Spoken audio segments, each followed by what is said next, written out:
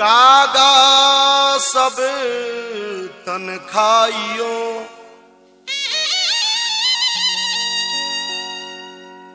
कागा सब तन खाइयो, चुन चुन खाइयो मांस, तो नैनन मत खाइयो, मोहे पिया मिलन किया।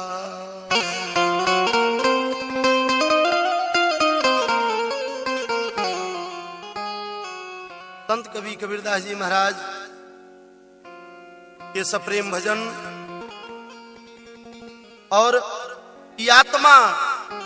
एजा से रूठ करके जब निकलल तो संत कबीर के उद्गार उत्पन्न भइल। यह भजन के भाव बा, आर्य ससुरा के रूसले हिरियवानु जी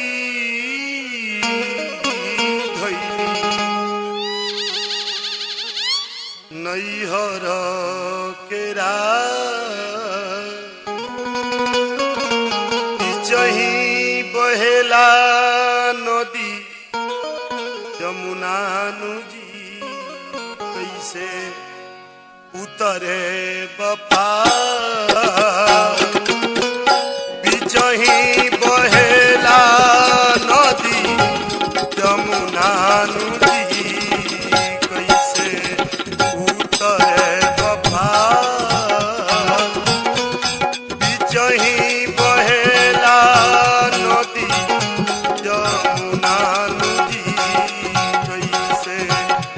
उतरे बपा। ससुरा के रूसले हिरियवानु जी नैहर केरा बिचही बहेला नदी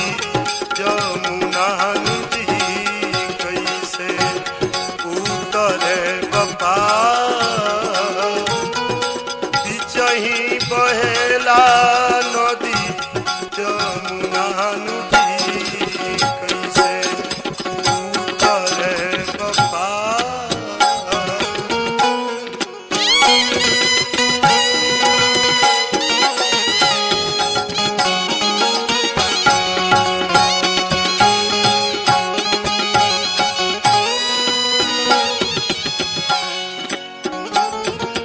और जब ई जीव हिजा से चलल माया रूपी जीव गैया जी के हितवा गैया जी के हितवा मलहवा भैया जी तनी कई दे तपा डाला भोरी देती तोहे सोनावानु जी उरी देती गोले डाला भोरी देती तोहे सोनावानु जी उरी देती गोले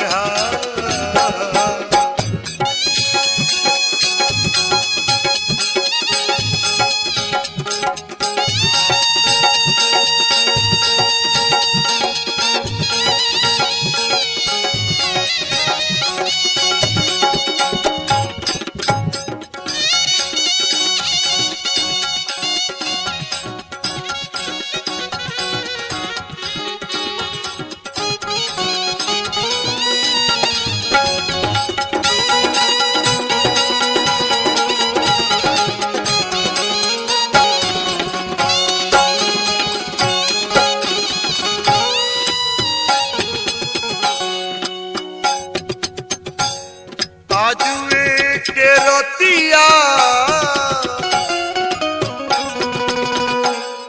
आजुए की रतिया धनी जई तुझी भोरे कोई देती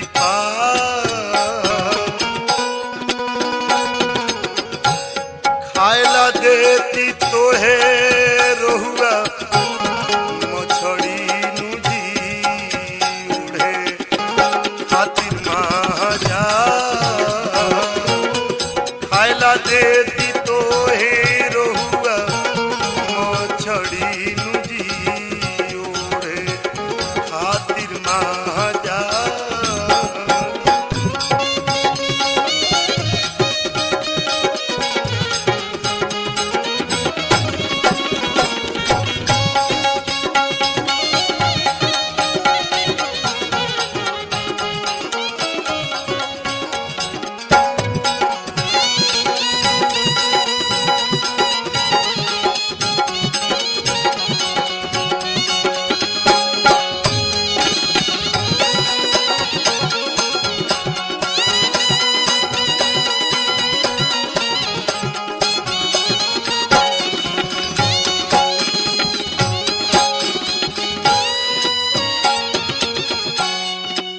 समय में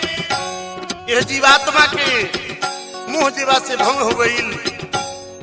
और ये जीवात्मा अपने करनी पर अपना कर्म पर पछतावा दे रहल बा। कहल कि सुनो आगिला गोरो हुआ आगिला गो तोरा रोहुआ मछड़ी में दी बोलो पर महाजा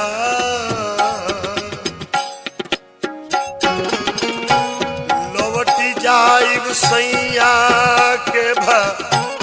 बनवा में दी बाची धर्म लौटी जाइब सैया के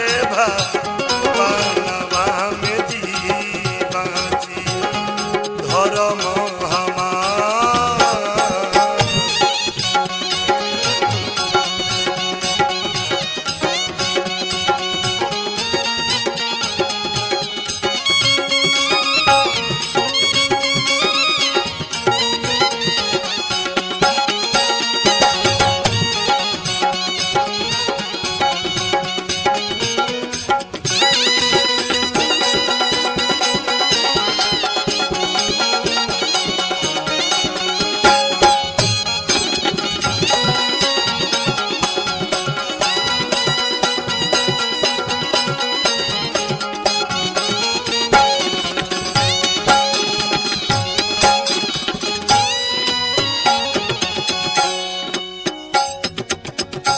दास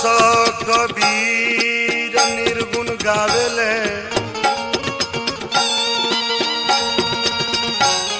दास कबीर निर्गुण गावतार जी संत लेहु ना विचार जे जे गईल सेना लौटल जी अपना सैया के दुआर जे जे गईल सेना लौटल जी अपना सैया के दुआर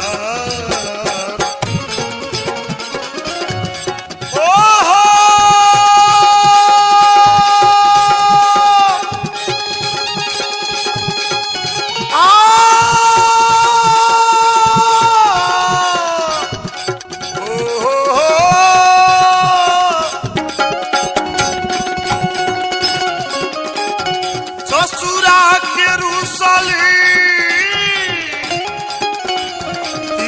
तिरियाबानुदी धैली नैहर के